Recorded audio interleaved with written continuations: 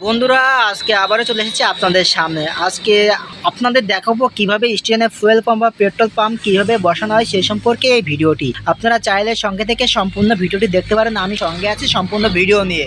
এই যে আমি এখন যেখানে দাঁড়িয়ে আছি জায়গাটির নাম হলো সাতক্ষীরা খোলা রোড রেখে সামনে মজুয়ার পেট্রোল পাম্পের সামনে।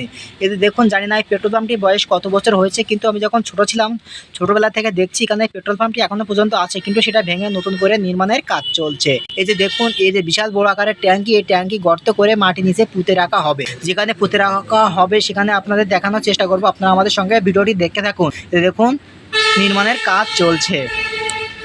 এই যে যেখানে গর্ত করে ট্যাঙ্কি পুঁতে রাখা হচ্ছে সেখানে আমি যাচ্ছি, আপনারা আমাদের সঙ্গে থেকে দেখতে থাকুন। ও যে সামনে দেখা যাচ্ছে একটা, দুইটা, তিনটা, চারটা, এখানে চারটা ট্যাঙ্কি মাটির নিচে পুঁতে রাখা হয়েছে এবং এর ভিতরে রাখা হবে ডিজেল, পেট্রোল, অকটেন। এখান থেকে পাইপের মাধ্যম দিয়ে বিভিন্ন যানবাহন বা গাড়ির ট্যাঙ্কিতে লোড করা হবে ডিজেল, পেট্রোল, অকটেন। আপনাদের কাছে যদি ভিডিওটি ভালো লেগে থাকে অবশ্যই লাইক, কমেন্ট, শেয়ার করতে পারেন।